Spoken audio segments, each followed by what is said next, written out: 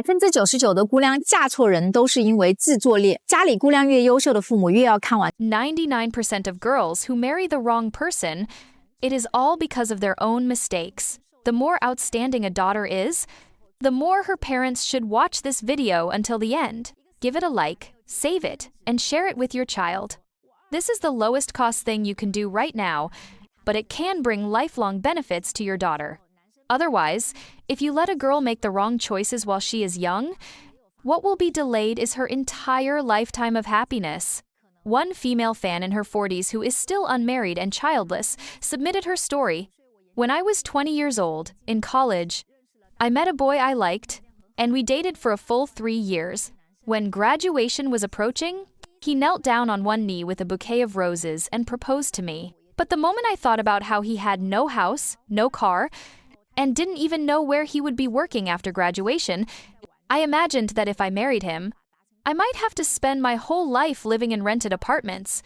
So I ruthlessly rejected him and broke up. At 25, after graduating with my master's degree, I successfully entered a state-owned enterprise. There, I met a local Wuhan guy whose family conditions were excellent and who earned 200,000 yuan a year. He already had a house and a car. On our very first date, he gave me a designer handbag as a meeting gift. His parents were also very warm toward me and even gave me a large red envelope. By the time I was 28, he proposed marriage. But at that time, I felt I was still young, and I wanted to wait a few more years. In the end, because we couldn't reach an agreement, we chose to part ways. In the blink of an eye, I turned 30. Suddenly, I realized that the suitors around me were no longer as proactive. I began to panic a little, afraid that I might end up marrying poorly. So when my family arranged blind dates for me, I became more active. Every weekend, I would meet 3 or 4 different men. I thought to myself, I have a graduate degree, an iron rice bowl job in a state-owned enterprise, and I'm attractive. I was sure I could find someone with even better conditions than the men I had met before. But reality gave me a harsh slap in the face. Those men with good conditions all disdained me for being older. As for men with slightly worse conditions, I refused to settle. So I dragged things out until I was 33. Unexpectedly, the men I met later just kept getting worse. Not only could they not meet my economic standards, but even their height and looks didn't appeal to me. What was most unacceptable was that some of them were divorced with children. I looked down on every single one of these crooked melons and crack dates. Finally, I dragged it out until I was 35. Under the anxiety of being at the end of childbearing age, I picked, out of more than 30 men I had met, one divorced man who was 5 years older than me, and who earned 200,000 yuan a year, unexpectedly, after marriage. This man quickly revealed his true colors. Not only did he fool around and drink heavily outside, but he even laid hands on me. In the end, after being beaten and frightened, I chose to leave with nothing. Now I am in my 40s, still alone. Every day, I deeply regret not marrying that man I met in the state-owned enterprise when I was 28. But there is no regret medicine in life. Because of my youthful willfulness and wrong choices, I ended up dragging my elderly parents into endless worry as well. I really was too unfilial. After reading her submission, I nearly blacked out. A girl in her 20s, with good family background, high education, a good job, and beauty. In my eyes, she could have closed her eyes and picked at random without making a mistake. But she ended up playing a perfect hand into a mess. When she was young and had the capital, she met good men but failed to grasp them. Later, as her age increased, she kept being picky, missing out on too many chances. Even if she had a whole bottle of regret medicine, it wouldn't be enough. So I still stand by my words. Girls must marry early. Don't wait until you are past 30 to regret it. Time waits for no one. 男生找老婆一定要找会心疼自己的，无论这个女生条件。When a man is looking for a wife, he must find someone who truly cares about him. No matter how good her conditions are, no matter how beautiful she is, nothing is as real as having her care about you. Because when it comes to building a life together, what you really want is someone who knows if you are cold or warm. For example, here's some good news today. This man is a programmer at a state-owned enterprise. Although now his annual salary is 200,000 yuan, when he first graduated and started working, he was only making a few thousand yuan a month. He had new house, new car. His parents were just low-level staff in a state-owned enterprise. At that time, the man had a former girlfriend, a college classmate. Right after graduation, both families were urging them to get married. The woman's family asked for a bride price of 66,000 yuan and jewelry worth 50,000 yuan. These requests weren't unreasonable. The difficulty was that the woman also demanded the man buy a fully paid marriage home. For the man's family, coming up with the down payment wasn't a problem. But producing nearly 1 million yuan in full was impossible. So the man asked if it was acceptable to buy the house with a mortgage. The ex-girlfriend refused. She said those were just the bare minimum standards. She asked, "What family doesn't buy a house, buy a car, and hold a wedding when getting married? Buying a house in full and putting your name on it, and that's for your benefit, I don't get a penny out of it. As for the bride price, I'm only asking for a few tens of thousands, just as a token. Unlike other people who ask for hundreds of thousands, my demands are already modest, and yet you still want to haggle?" Hearing this, the man didn't know what else to say. But in order to get married sooner, and he worked overtime until midnight every day, and even took on side gigs on weekends. It was visibly exhausting. But the ex-girlfriend, seeing all this, not only didn't feel sorry for him, she thought this was what the man should be doing. She still ate and drank as she pleased, with no sense of saving money, as if marriage was solely the man's responsibility. Until one day, the man worked so hard that he got sick. The ex-girlfriend just came to visit once, but never suggested lowering her demands, nor did she feel any sympathy for the man's efforts for their future. So disheartened, the man quietly ended the relationship. Later, the man went on a blind date and met another woman. Although her job and education level weren't as good as his ex-girlfriend's, she was very down to earth. Every month, she earned just over 5,000 yuan, but still managed to save more than 2,000. After meeting, both had a good impression of each other. When going on dates, she never chose expensive places. Even eating street food or at a simple food stall made her very happy. In less than 2 months, they started dating. During their relationship, when the woman saw that the man was always working overtime, she felt sorry for him and told him not to work so hard. The man said, "If I don't work hard, how will I afford the things you'll need for marriage in the future?" The woman replied, "If you can't afford it, then don't buy it. If the things I want require sacrificing so much of your health in exchange, then I'd rather not have them. In my heart, nothing is more important than you." The man was deeply moved by these words. So, he worked even harder because he also felt sorry for her. He didn't want his wife to lack what other wives had. But seeing that she couldn't persuade him otherwise, the woman cooked nutritious meals for him every day to replenish his health.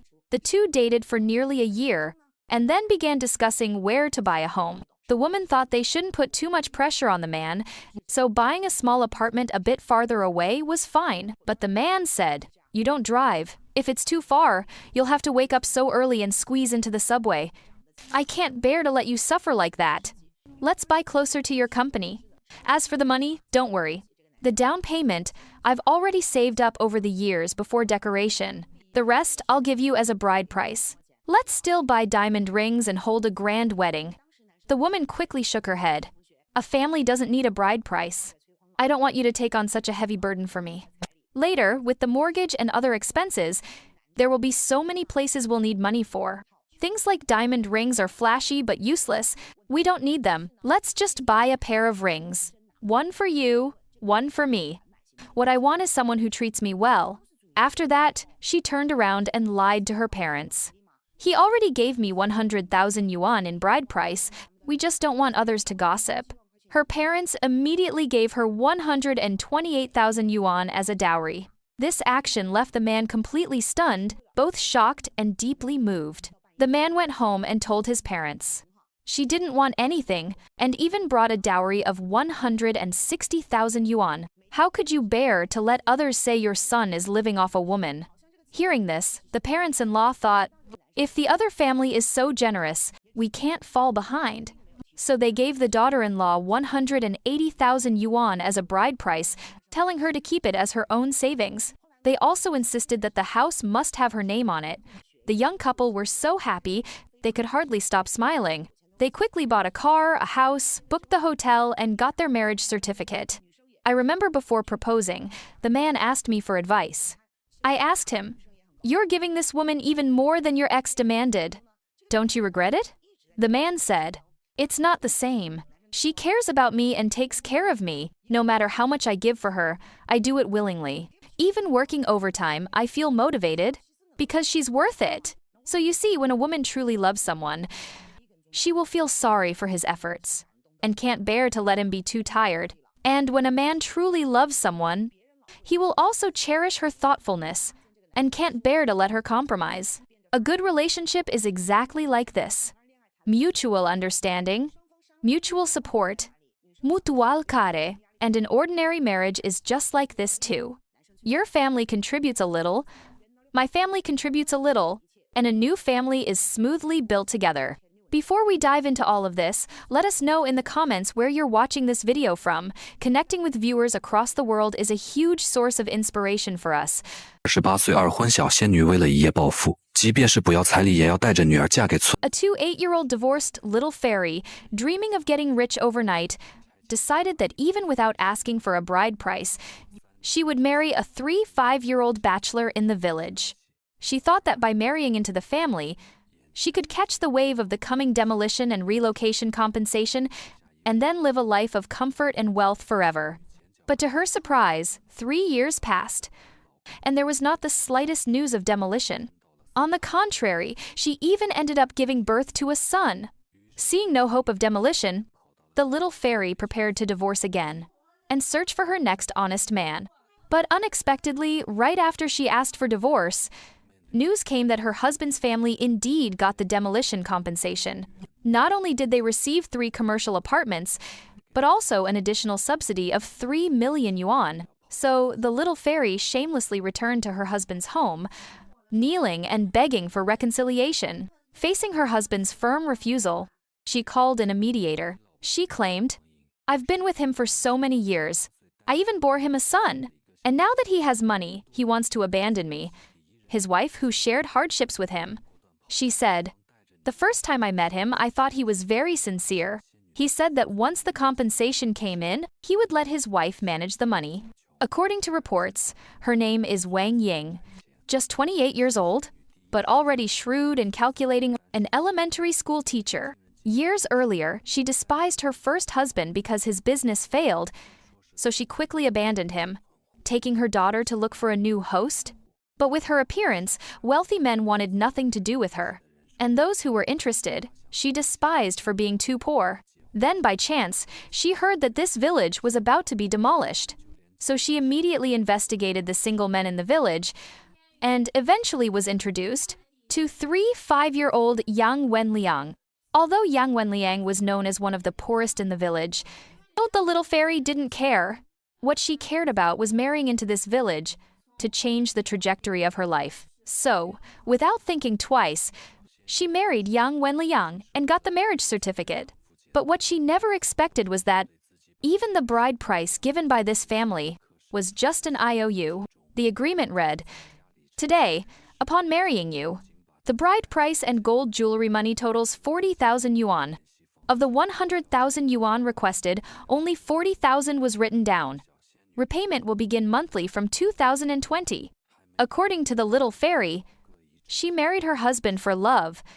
After marriage, her husband indulged her in everything, making her feel surrounded by happiness at all times. But ever since the demolition compensation came through, her husband not only kicked her out of the house, but also blocked all her contact information. Hearing this, the mediator became furious, immediately taking her to the husband's house to confront him. As soon as she entered, she unleashed a storm of accusations at the husband. The husband quickly explained, "This woman married me with an ulterior motive from the very beginning. In 4 years of marriage, she lived at her mother's home for 3 of them. She never cared about our son, only her daughter. She never treated this home as her own. To her, this home was just a stepping stone toward a more refined life. I had tried to make her live a good life. That's why, when the demolition money arrived, I immediately transferred 200,000 yuan to her. But unexpectedly, her appetite was too big. She dismissed that 200,000 yuan as nothing. He said, when the compensation was received, I gave her 200,000 yuan, hoping to win her heart. But Wang Ying felt it was far too little. So, in reality, she wasn't kicked out by her husband. She left on her own because she thought 200,000 was too little. The husband said, although I once said I would let her manage all the money, I also said clearly that I want someone willing to live a solid, real life with me. If it's not suitable, I'd rather not marry than force it. She herself said she wanted me, not the demolition money. In truth, whether she wanted me or the money, as long as she was willing to live a proper life, I would have been fine with letting her keep the money. But over these years, she basically lived at her mother's home, sometimes not coming back for months. She never cared for our son. It is clear her only purpose was to use the household registration to secure a claim. But the little fairy argued back. You can't say I have no feelings for this family. Just because I often stayed at my mother's home, if I didn't care about you, would I have given you a son? As the two argued more and more fiercely, even coming to blows, the mediator hurriedly separated them. At this point, the little fairy dropped the pretense, saying that even if she couldn't get the full demolition money, she must at least secure her daughter's share. The husband replied, "My daughter? That's not my daughter. You were already divorced, bringing your daughter into this marriage. But according to policy, stepdaughters don't qualify for compensation." With things said this bluntly, it was clear the two could never reconcile. After all, this marriage was glued together from the very beginning, with nothing more than 502 glue. So, to confirm whether her daughter's name was on the compensation list, the mediator went to the village committee. The village secretary of Shuanghu Village, Pingtang Subdistrict, Yuelu District, confirmed. Yang Wenliang's stepdaughter was not included in the demolition compensation. But the matter didn't end there. The little fairy insisted that after 4 years of marriage, bearing him a son, she only received 200,000 yuan and one apartment. She said, "This deal is a loss no matter how you calculate it." So, the ever soft-hearted mediator started mediating again. Mediator Zhu Meihong, putting herself in the child's shoes, hoped that Yang Wenliang would give the stepdaughter some compensation to calm the storm. Yang Wenliang agreed to give another 60,000 yuan to Wang Ying. But many questioned, why compensate the stepdaughter? What did the stepdaughter do to deserve compensation? So, the little fairy refused to give up. She said, even if you add the 60,000 to the previous 200,000, that's only 260,000. I want at least 1.5 million.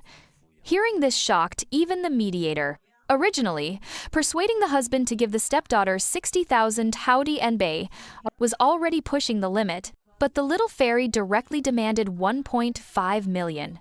And furthermore, she didn't want custody of their son, nor did she want to pay child support. The husband retorted, "You don't want him? Fine, I'll raise him. You can go around with your daughter. You really dare to demand like this?" Seeing the husband's anger rise, the little fairy quickly knelt in front of him, begging him, for the sake of their son, to raise it to 1.5 million. At first, the husband was unmoved, but under the mediator's persuasion, he added another 30,000 yuan. In the end, the little fairy walked away, with 290,000 yuan and one apartment, completely divorcing the husband, saying that from now on, there would be no further contact. 捞女都快被饿死了，因为男性开始觉醒，他们疯狂。 The gold diggers are nearly starving now. Why? Because men have begun to wake up.